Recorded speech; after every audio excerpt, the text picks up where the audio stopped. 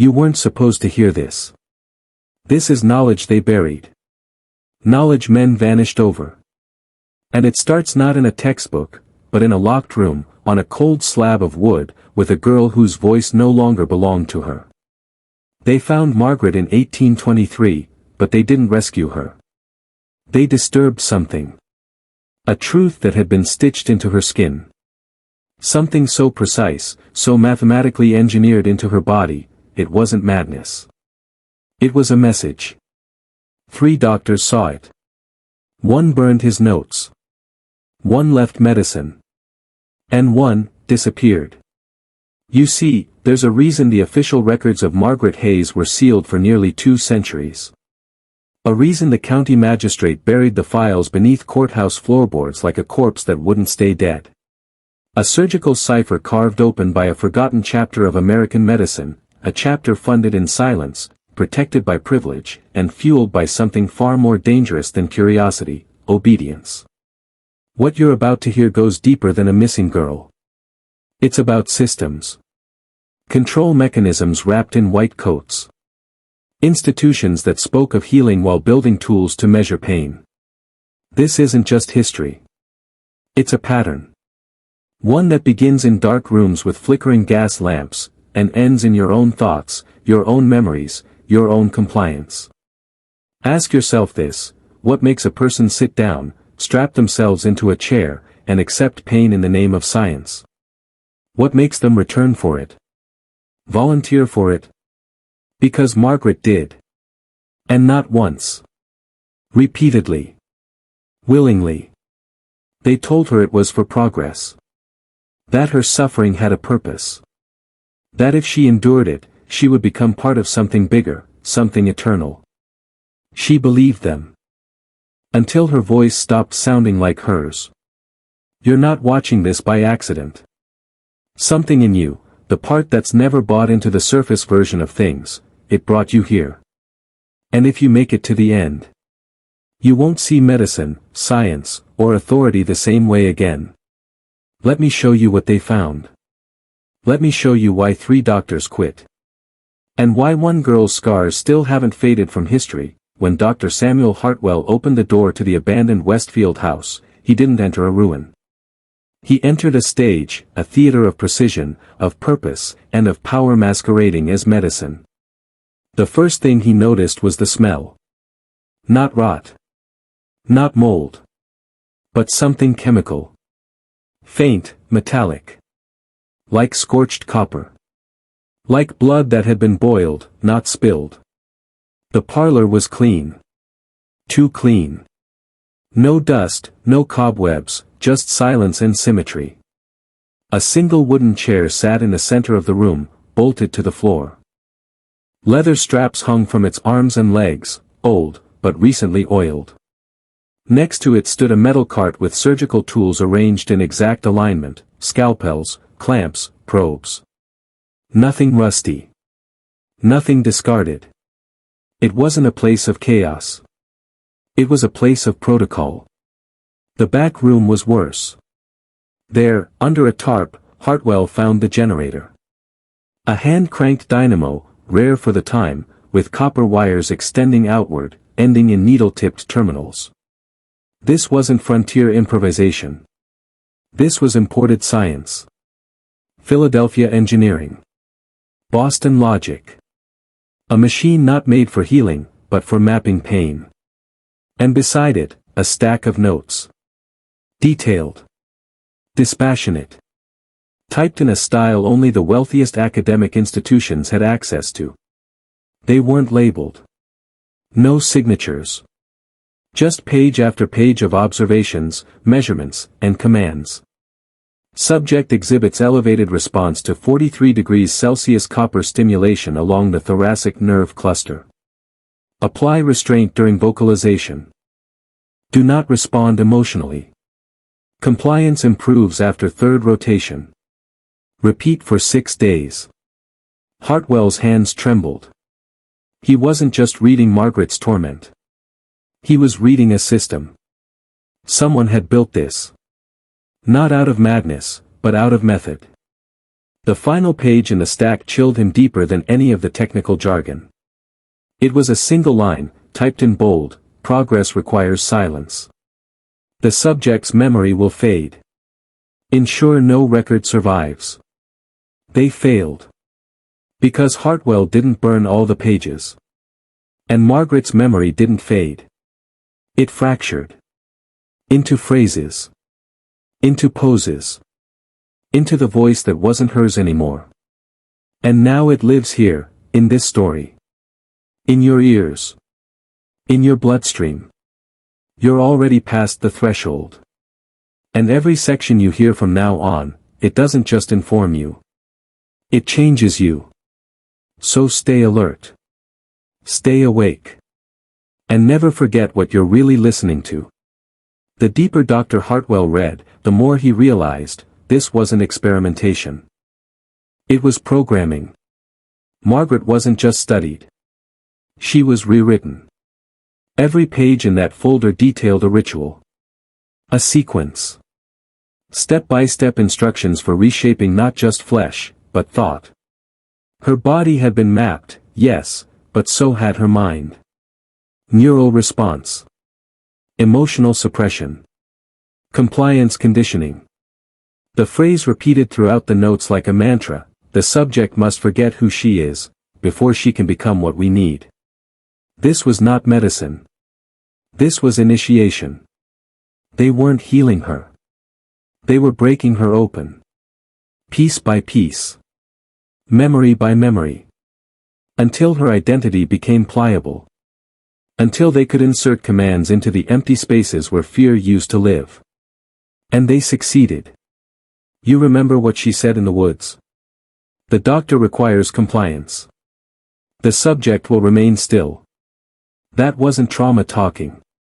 That was recall. Like a machine booting up. Like code running on corrupted flesh.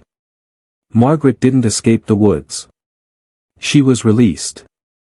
Like a failed prototype. A warning. A message in blood and geometry, and Hartwell was the first to receive it. But he wasn't alone. Because the files revealed another name. Scribbled in the margin of one of the session transcripts, almost as an afterthought: E. Cartwright, Field Notes, Group B. Cartwright. One of the physicians who saw Margaret, and burned everything he'd ever written. Now we understand why. He wasn't horrified by what was done to her. He was horrified by how familiar it looked. Cartwright hadn't just examined Margaret. He'd recognized the methods. The pattern. The fingerprints of a secret fraternity of doctors, men who believed pain was a tool, not a symptom. Men who believed consent could be engineered. And worst of all, men who didn't act alone. They had funding. Equipment. Structure. And one very specific goal: to turn human will into obedience on command. This isn't frontier horror. This is institutional design. And if they could do that in 1823, with scalpels and copper wires, imagine what they're doing now, with algorithms and screens. The same system. Just cleaner. Just more palatable. Just invisible. There's a reason you've never heard of Margaret Hayes in a single history book. And it's not because she wasn't important. It's because she was proof. Proof that a hidden system existed before the textbooks. Before the AMA. Before the hospitals. A system that didn't heal people, it shaped them. From the inside out. Margaret's ordeal wasn't a rogue event. It was a trial run. See, in the early 1800s, America wasn't just expanding west, it was also building its medical infrastructure. But behind the curtain of progress, there were experiments. Not conducted in universities, but in woodsheds. In abandoned homes. In basements funded by silence and legacy wealth. Men in black coats who called themselves physicians, but who swore no public oath. Only private ones. They called it the Concord Initiative, a forgotten alliance of medical men who believed that pain was a pathway to truth. That suffering, when measured and refined, could extract obedience, cleanse memory, and even reshape morality. And Margaret? She wasn't the first. She was just the first they lost control of. The files Dr. Hartwell found went back years. Different subjects. Different locations. But always the same tools, the straps, the chair, the wires. And always the same objective: reduce resistance. Erase self. Instill protocol. But why? Why spend so much time, so many resources, just to program one girl on a farm? Because they weren't just testing her. They were testing us. What is the limit of human resistance? How far can a mind bend before it breaks? How easily can identity be overwritten if pain is administered with precision? These questions weren't theoretical. They were operational. And what Hartwell realized, what broke him, was that medicine, in the wrong hands, becomes ritual. Clinical procedures become sacraments. The operating table becomes an altar. And people? They become vessels. Margaret's scars weren't the aftermath of torture. They were the blueprint of initiation. When you feel that tension in your chest right now, that unease, it's not fear. It's recognition. When Dr. Hartwell returned to Millfield, he didn't speak for 2 days. Not to Margaret. Not to the magistrate. Not to his own wife. Because he had seen something that most men spend their entire lives denying exists, a structure hidden within suffering. A language written in trauma. A system so old, it no longer needs to hide, because we stopped looking for it. He sat by Margaret's bedside, watching her repeat those phrases. Over and over. Like a metronome wired into her nervous system. But now he understood, she wasn't insane. She was looping, like a corrupted program caught between commands. The doctor requires compliance. The measurements must be exact. The copper must be heated. It wasn't madness. It was ritual recall. Conditioned speech embedded through pain and repetition. And when Hartwell touched her wrist, her eyes locked onto him, not with recognition, but with readiness. As if she expected him to continue the procedure. He couldn't move. Not from fear. But from the horrifying realization that somewhere inside Margaret, she still wanted it. That's the real terror here. Not that she suffered. But that the procedure redefined her suffering as service. Hartwell's notes from that week were sparse, fragmented, filled with crossed-out sentences and unfinished thoughts. But one line stood alone, written in all capitals, twice: she consented, but not freely. That's what broke him. Because it meant the system worked. It meant consent could be manufactured. That even a brilliant, educated woman like Margaret could be slowly reprogrammed to ask for her own destruction, and believe she was contributing to something noble. Hartwell left Millfield 3 days later. He told no one where he was going. He left behind only a locked trunk containing his journals and a single letter addressed to no one: if this knowledge survives me, let it be a warning, not a weapon. Too late, doctor.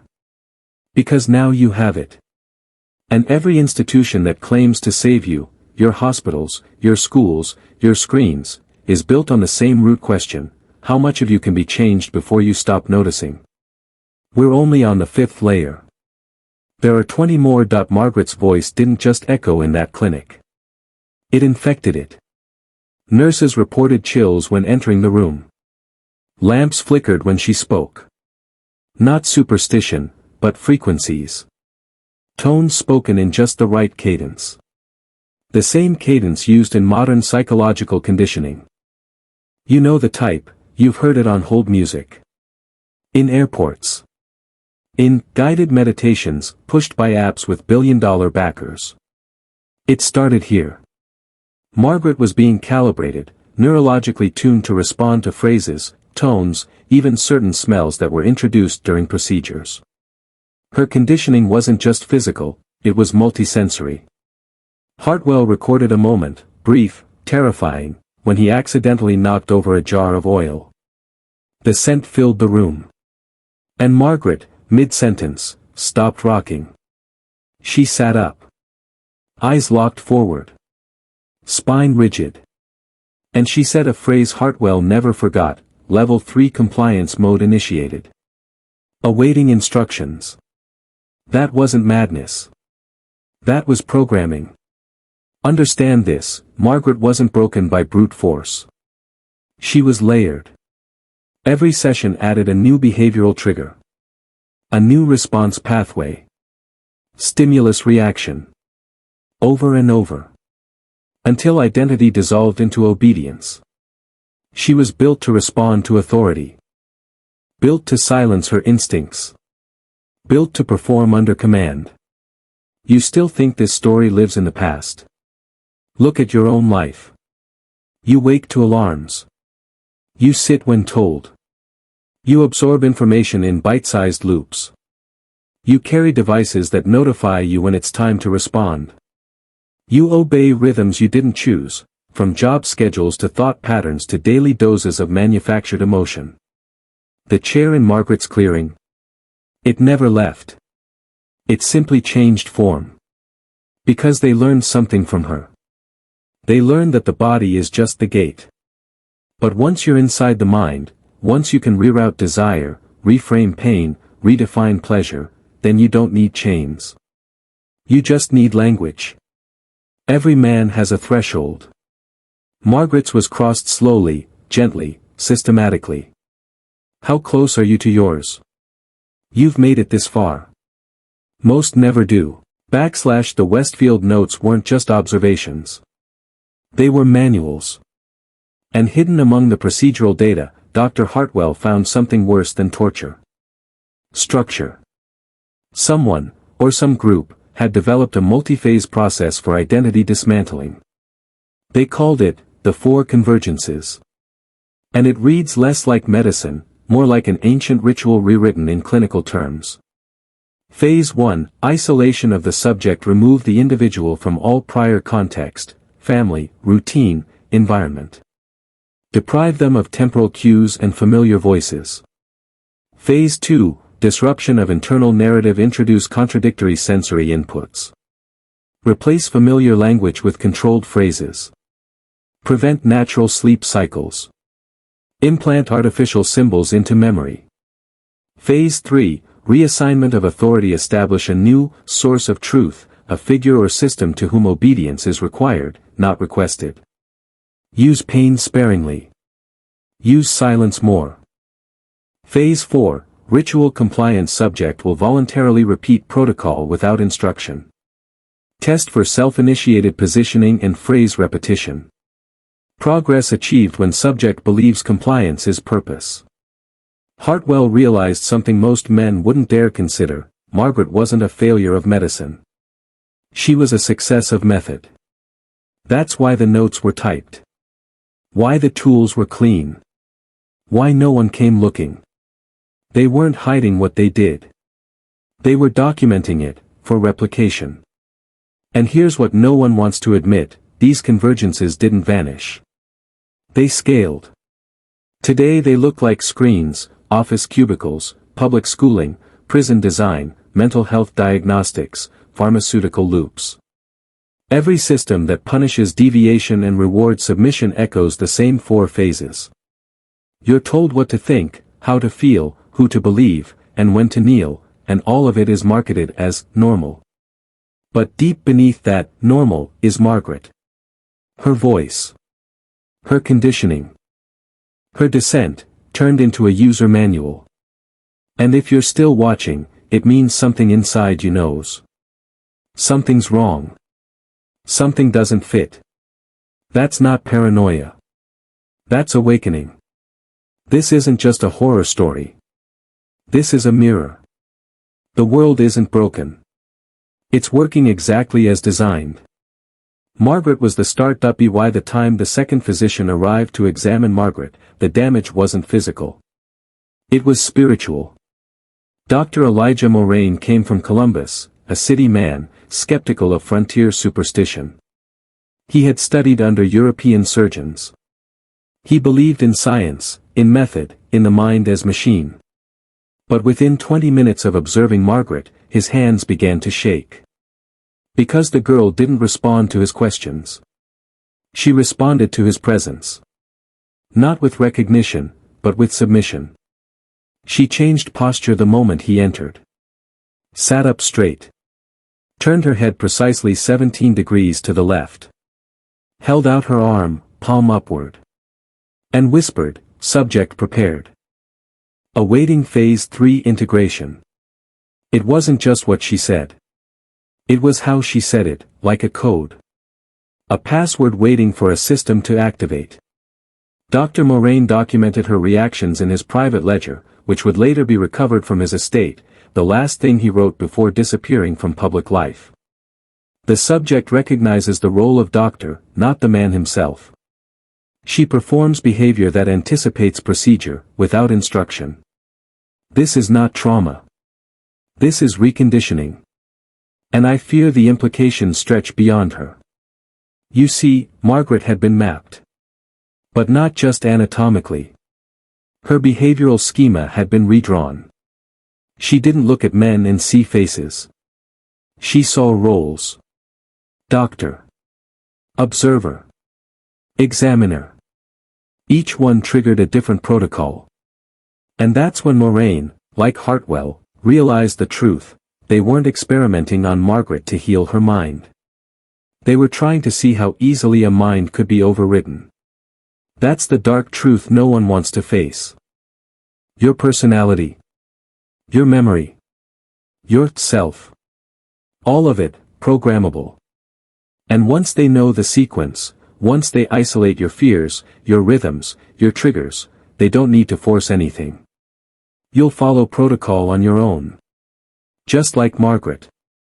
Moraine resigned his post 3 days later. Quietly.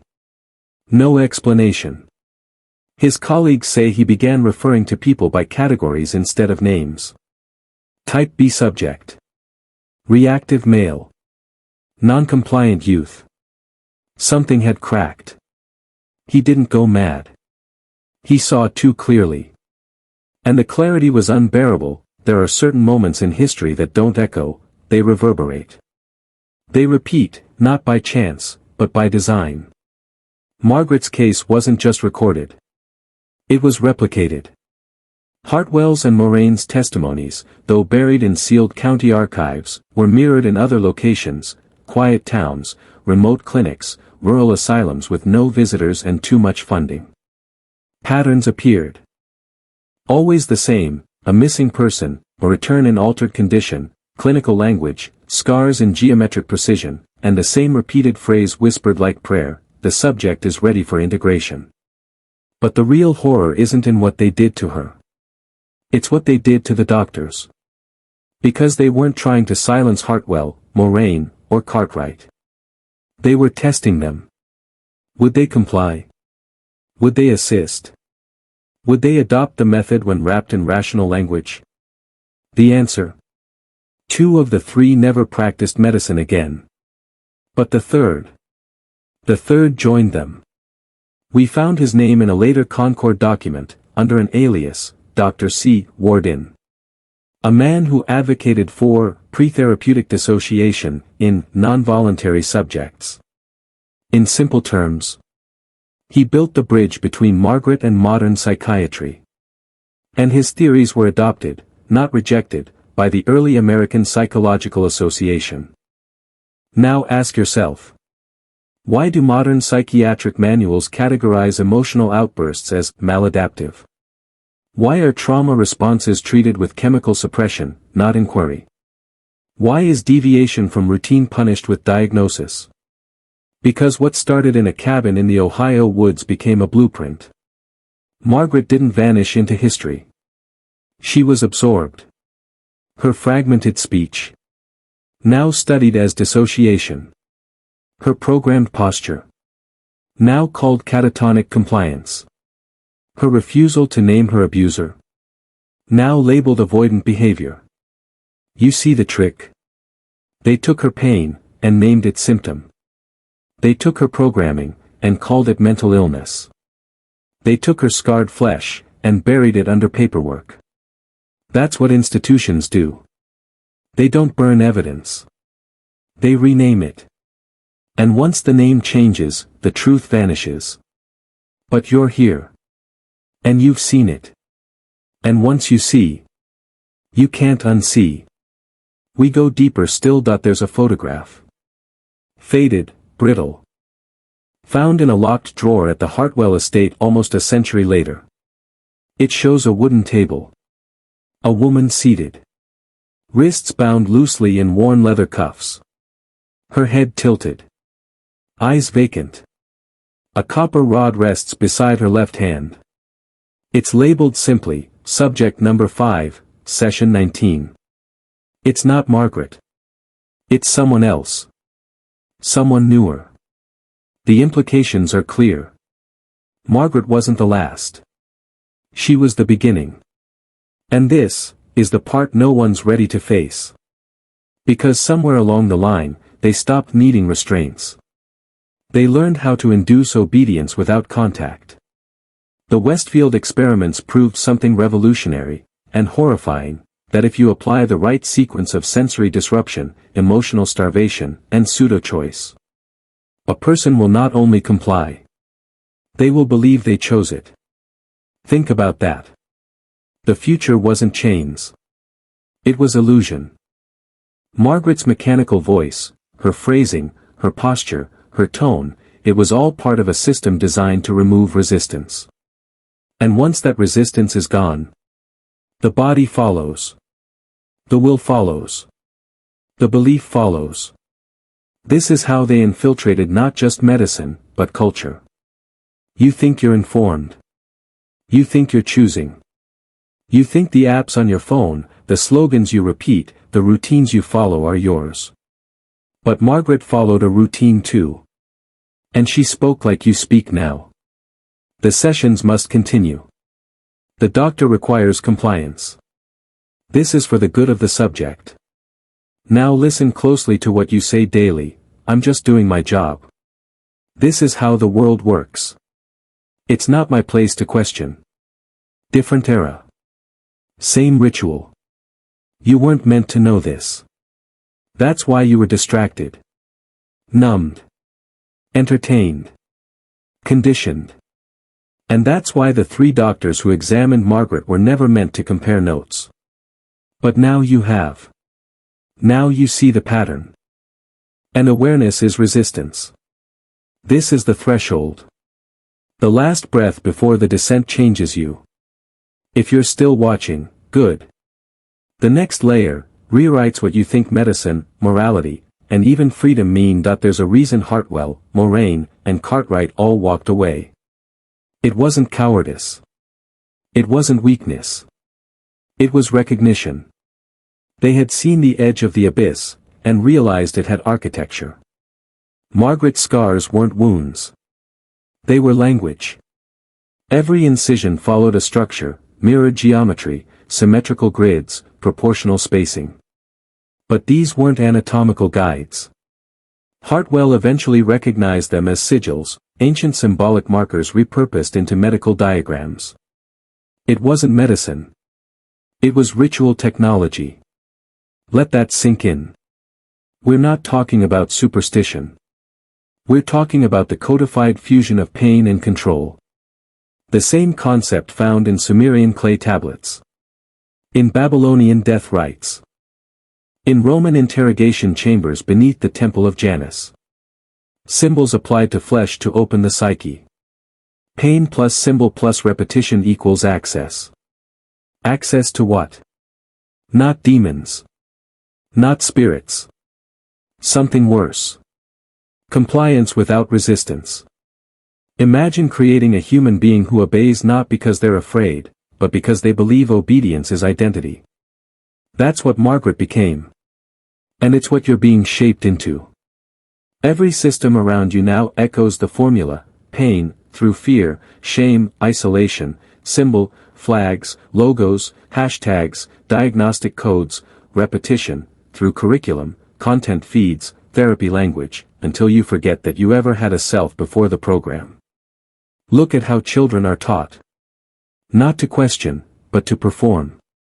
Not to learn, but to memorize, to regurgitate, to submit. By the time they're adults, they require the structure. They panic without it. Just like Margaret, who waited for instruction in that clinic. Who curled into procedure position 4, because silence was unbearable without command. She wasn't waiting for rescue. She was waiting for the next phase. Ask yourself, when was the last time you were truly alone with your mind, without noise, without stimulation, without input? Did you feel peace? Or did you feel the same thing Margaret did? The ache for direction. That's not you. That's what they built inside you. This rabbit hole is getting narrower. The air is colder. And the next revelation, it's going to shake your foundation that there's a term buried in Hartwell's private journal. Scribbled in the margins. Written as if it frightened him to even acknowledge it, the quiet loop. He first noticed it on the 7th day of Margaret's care. Every 4 hours, precisely, she would begin to hum. 3 notes. Always the same pitch. Always the same tempo. Soft. Subtle. Almost a lullaby, except it had no melody, no soul. It wasn't a song. It was a signal.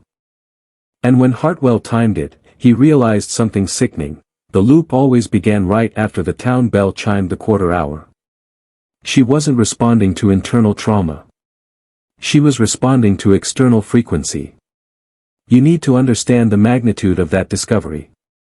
It means her clock, her internal rhythm, had been recalibrated. Not to her biology. Not to light or sleep. But to a schedule imposed by someone else. Her body was no longer hers. The quiet loop is real. It didn't die in 1823. It evolved. It lives now in your screen refresh habits. Your notification cycles. Your 4-hour caffeine cravings. Your scrolling, your twitching, your inability to sit in silence for more than 6 minutes. Every time you reach for your phone without knowing why, that's the quiet loop. Every time your hand moves before your thought forms, that's the loop. Every time you feel guilt for breaking a routine you never chose, that's the loop whispering, the subject must remain consistent. Margaret wasn't a prisoner. She was an instrument. And you? You've been playing the same 3 notes, over and over, for years, without even realizing it. This is where men either wake up or turn back. Because here's the question no one wants to answer: if they could control her thoughts through rhythm, silence, and repetition in 1823, what can they do to you now? With 5G towers. With targeted ads. With curated feeds that know what you want before you do. You're not addicted. You're entrained. Your very will, bent, conditioned, and looped into a pattern that serves systems far older than you understand. We're halfway down now.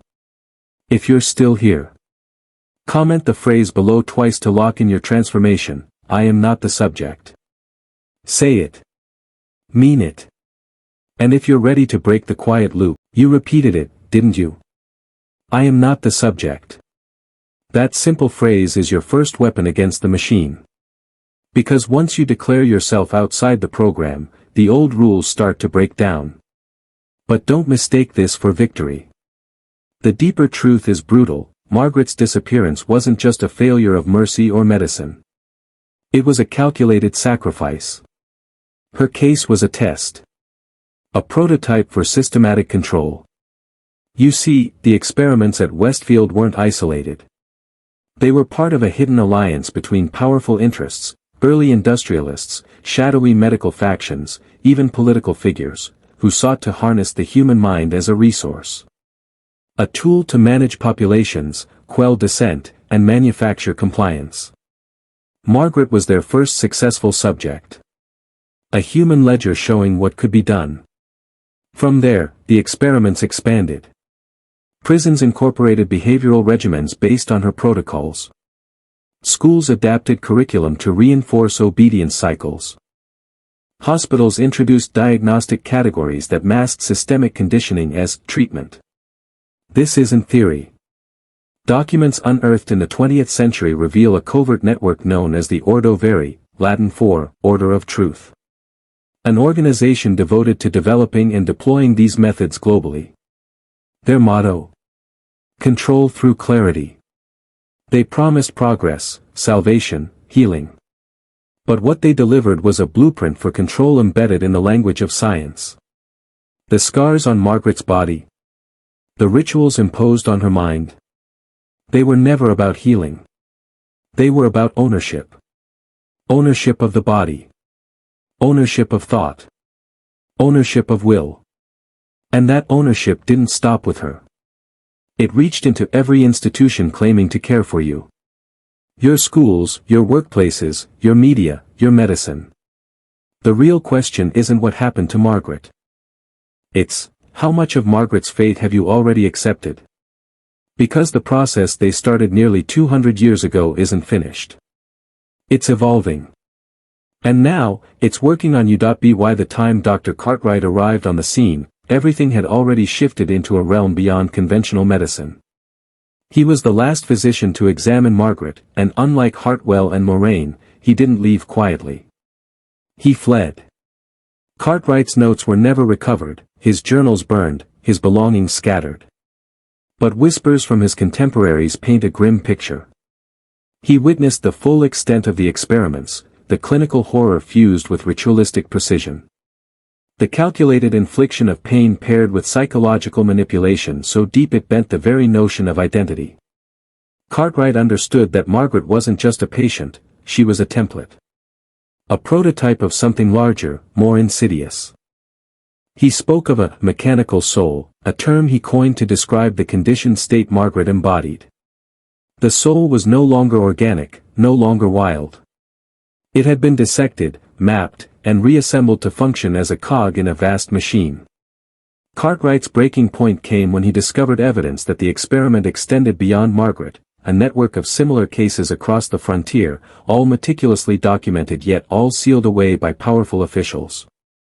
He saw the shadowy influence of those who funded the research, men who viewed human beings not as lives, but as variables in a cold calculation. Unable to reconcile his oath with the weight of this dark knowledge, Cartwright did what no doctor before had done, he destroyed his own records and vanished from Ohio, reportedly fleeing to Europe. His silence became a warning. The deeper truth, Cartwright realized, was that the experiment was never about healing or knowledge. It was about control. And this control was designed to scale, to penetrate not just bodies, but minds, societies, and generations. Today, when you see the sterile white walls of a hospital, the clinical language of psychiatry, or the protocols that strip individuality in the name of treatment, remember Margaret. Remember Dr. Cartwright's flight. Because the machinery that broke her is still running. And it's waiting for you. Are you ready to plunge deeper into the shadow? The most chilling part of Margaret's story isn't her scars or her broken mind. It's what came after, the silence that swallowed her existence. When the local magistrate sealed the medical records and locked the case away, he did more than protect a scandal. He ensured that Margaret's true story would vanish beneath layers of official lies and convenient forgetfulness. But history doesn't erase itself. It buries itself. Waiting for someone brave enough, or foolish enough, to dig it up. What was the magistrate protecting? The answer is simple yet horrifying. The Westfield property wasn't just a place of medical experimentation. It was a laboratory for psychological warfare. The scars weren't random marks of cruelty. They were blueprints, inscriptions etched in flesh to unlock doors in the human mind. Doors that led to submission, obedience, and silence. Margaret's fragmented speech was the product of programming, not madness. She wasn't lost to mental illness. She was lost to an agenda. An agenda that began long before 1823, rooted in ancient systems of power that understood the mind as the final frontier. They called it the chair, a device described only in fragmented notes, rumored to be equipped with leather straps, copper probes, and mechanisms designed to inflict pain and deliver precise electrical currents. It was both instrument and prison. Designed to break down the self and rewrite it according to a cold, clinical script. And it worked. Because once the self is fractured, the pieces can be arranged to serve any master. That's the true terror behind Margaret's case. It's not the scars on her skin. It's the scars on her soul. And those scars, they still exist. Not on her body, but inside you. Do you feel it? That ache for control disguised as comfort. The invisible chains that tighten with every protocol you follow without question. This is the legacy of Margaret Hayes. And the story is far from over. Margaret's story, hidden for 2 centuries, offers a window into a method of control older than America itself. A method refined through secret societies, ancient rituals, and the ruthless hands of men who understood power not as a privilege, but as an instrument to mold reality. This is where history merges with myth. Because the scars on Margaret's body, those geometric patterns, match symbols found in arcane manuscripts dating back to the Babylonian Empire. Marks believed to unlock the human mind's thresholds, used by priest-kings to induce trance, obedience, and altered states. This is no coincidence. Early American frontier doctors, eager to prove their scientific prowess, were drawn into an unspoken pact, to harness these ancient techniques under the guise of medicine.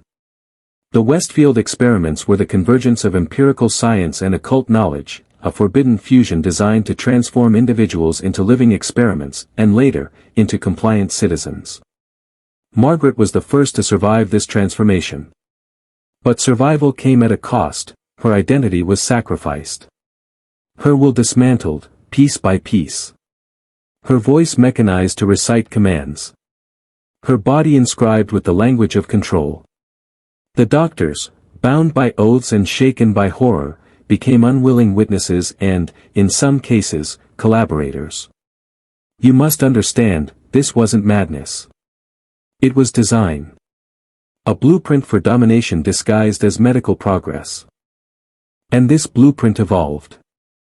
Institutions you trust, schools, hospitals, governments, are the modern inheritors of that secret pact. They do not want you to know that control is not just about laws or force. It's about shaping your reality from within. This is the true darkness behind Margaret's case. Not what happened to her, but what continues to happen, every day, to you. Are you prepared to see the machinery behind the mask? The Westfield house, the forgotten site of Margaret's ordeal, still stands, or did, for decades, shrouded by overgrown woods and silence. When Dr. Hartwell investigated it, he uncovered more than just signs of recent occupation. He found remnants of instruments and documents suggesting that the experiments were ongoing, carefully documented, and methodically expanded. Among the wreckage were leather straps stained with unknown fluids, copper probes corroded but intact, and notebooks filled with coded instructions. But the most disturbing find was a ledger listing names. Not all patients. Not all alive. Names of men and women from the surrounding counties, vanished without explanation, marked as subjects with dates spanning years. Hartwell's discovery hinted at a network, an underground system designed to produce and control these subjects for reasons hidden from public record. This system was not just medical, it was political. It aimed to engineer obedience on a scale far beyond one person. The scars on Margaret were only the beginning. They were the prototype, the first model of a control technology that would be refined and replicated, later hidden behind bureaucracy and medical jargon. Hartwell realized that Margaret's trauma was a weaponized template. A blueprint to be implemented through education, incarceration, and healthcare. Think about how institutions categorize, diagnose, and treat deviations from normal behavior today. Is it care? Or is it containment? Margaret's body bore the physical evidence, but her mind, the fractured, mechanized mind, was the true battleground. The question you must ask yourself now is, how many people today are walking this path without knowing it? How many have been marked by invisible scars? The next section will dive into how these patterns evolved and infiltrated modern systems of control. The blueprint laid out in Westfield didn't vanish with Margaret or the doctors who fled. Instead, it mutated, growing more sophisticated and insidious. In the decades that followed, as America industrialized, this system of control infiltrated institutions under the guise of progress. Schools became laboratories for behavioral conditioning, where children learned to obey schedules, perform tasks without question, and suppress individual dissent. Workplaces adopted regimented routines, turning human labor into predictable, efficient outputs. Mental health care evolved to pathologize resistance, to label those who questioned or broke the mold as disordered, prescribing medications and therapies that numb the very spark of self. And media, the new ritual ground, used repetition, symbolism, and rhythmic stimuli to enforce narratives and behaviors, shaping beliefs at a subconscious level. This is how control became invisible.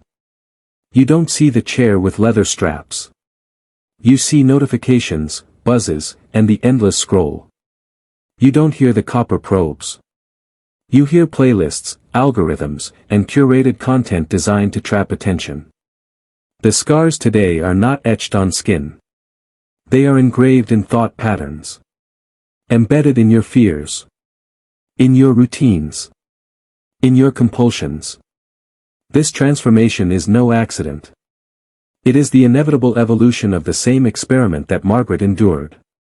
And the architects behind it are more powerful than ever. They don't need to confine you in a room anymore. They control you from within, through your habits, your beliefs, your sense of identity. Recognizing this is painful. But necessary. Because awareness is the first step to reclaiming your freedom. Are you prepared to confront who profits from this control? To understand the forces shaping your reality? The shadowy architects behind this system are not mythical villains. They are real men and women, sitting in boardrooms, legislative halls, and academic institutions. They operate through layers of bureaucracy, faceless agencies, and controlled media, their names often unknown, their influence subtle but pervasive. These architects understand power in its purest form, the ability to shape how people think, feel, and act, without visible chains or overt commands. This power is wielded through psychological control systems, designed meticulously over centuries and accelerated in the modern age by technology. They leverage fear, uncertainty, and social pressure, tools as effective as any physical restraint. Margaret's scars were physical, today's scars are cognitive and emotional. Consider how language is weaponized, diagnostic labels become prisons. Political rhetoric becomes a weaponized narrative. Social media algorithms amplify division and conformity simultaneously. They fragment communities and isolate individuals, breaking resistance before it can form. This is a war fought in silence, beneath the surface. A war for your will. But here's the hidden truth, power always fears awareness. Because the moment you see the system, you disrupt it. You reclaim your mind. Margaret's story is a map of that power, an early warning. And now, it's your turn to choose. Will you remain the subject? Or become the master of your own fate? If you felt the weight of this truth, breaking the cycle begins with understanding the tools used to bind you, tools you've accepted as normal, even necessary. First, recognize the ritualization of pain and obedience hidden in everyday life. From childhood, you were trained to associate compliance with safety and rebellion with punishment.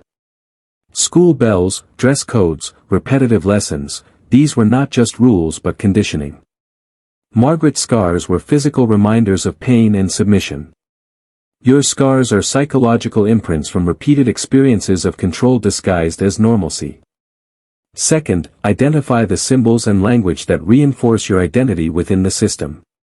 Flags, logos, slogans, social media tags, all act as modern sigils, marking membership in collective narratives. When you repeat slogans or align with certain ideologies without question, you reinforce the structure controlling you. Third, reclaim your internal rhythm. The quiet loop mentioned earlier is a prison of imposed schedules, notifications, and distractions. Silence, solitude, and deliberate reflection break the loop. Learn to sit with discomfort, resist the urge to seek external stimuli, and rediscover your unconditioned self. Fourth, question the medical, educational, and governmental institutions that shape your perceptions. Not to reject all progress, but to reclaim your autonomy from systems designed to commodify obedience. Lastly, build your identity beyond labels and roles imposed on you. Margaret's tragedy was surrendering her selfhood to an agenda she didn't fully understand.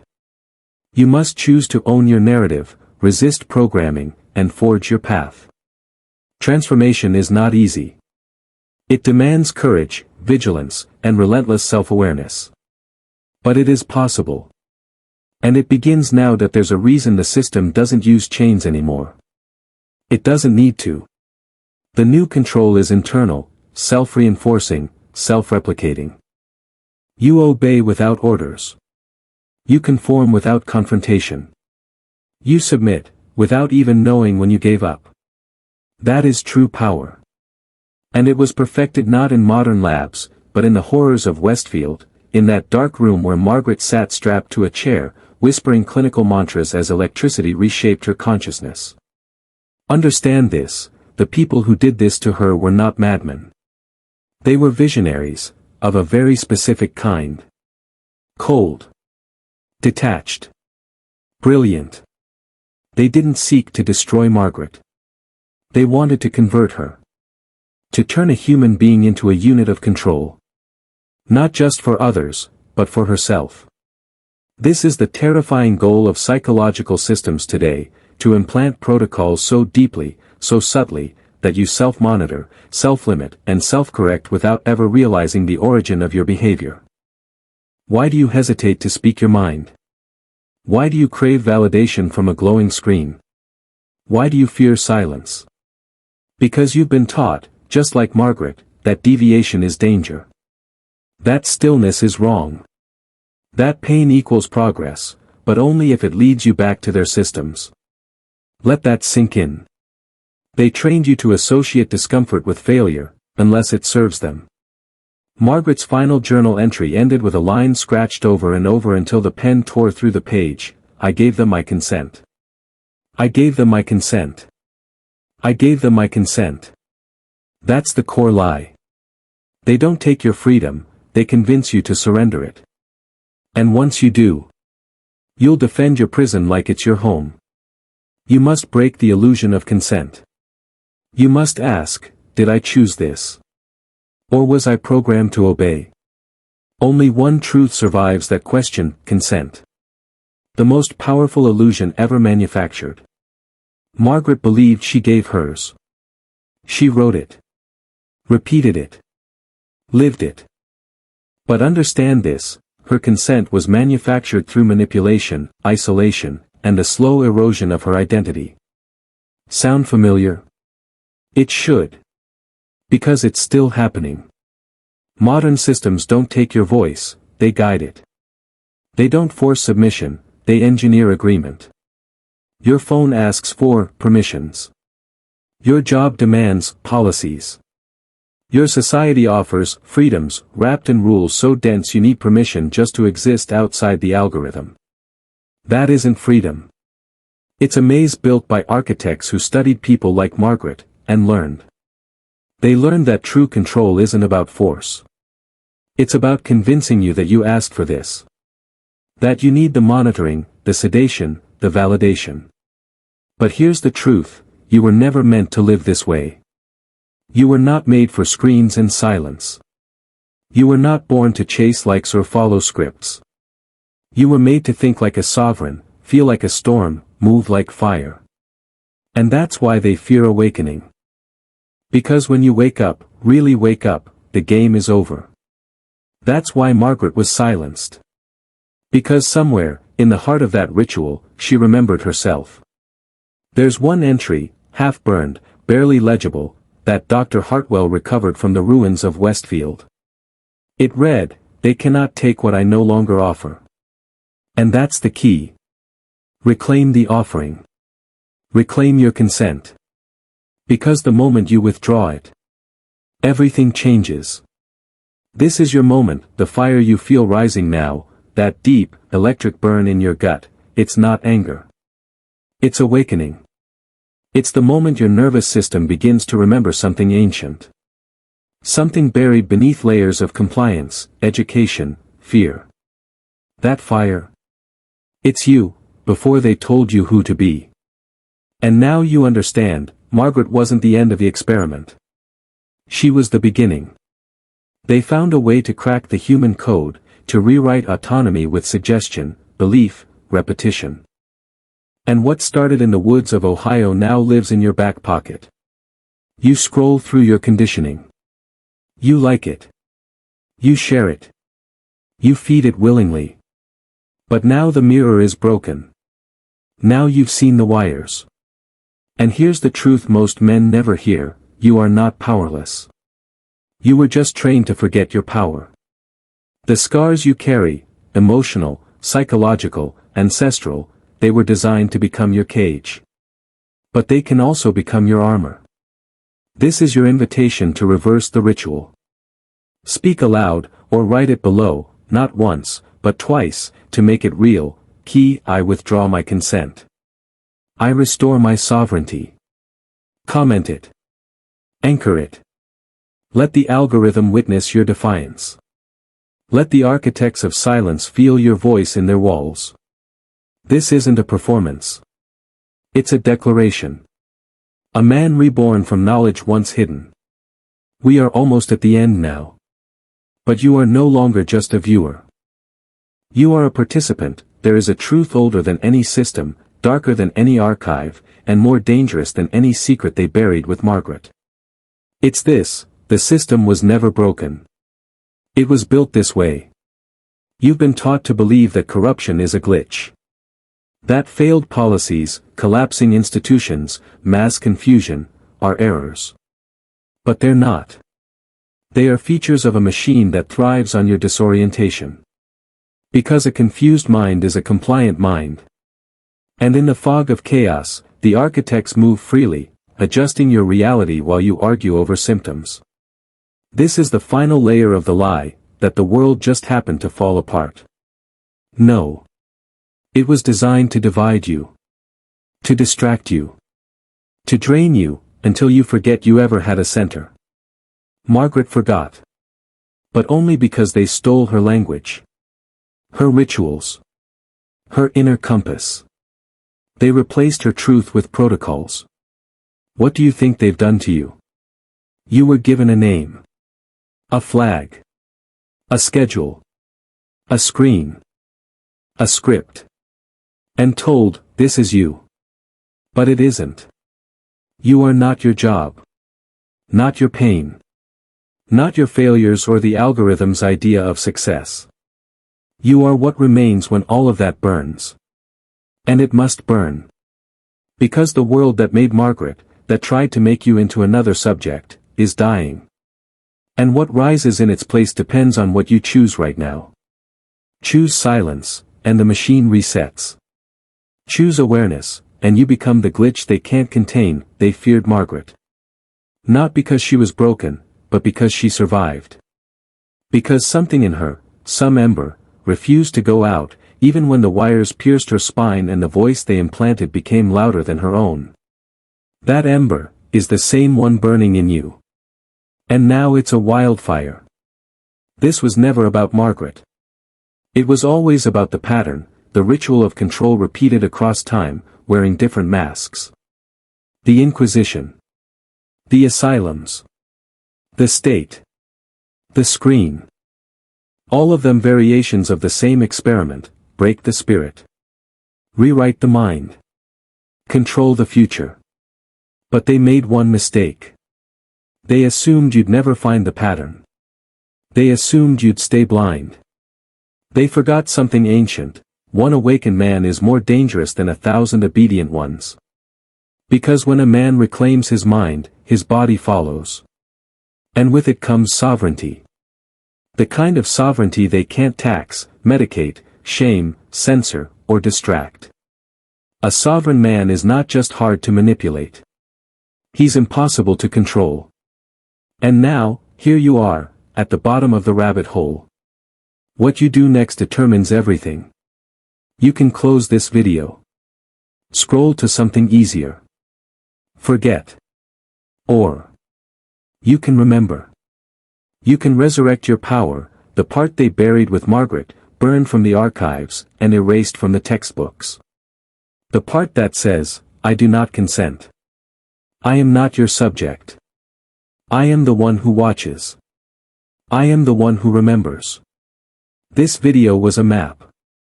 Now it's your move.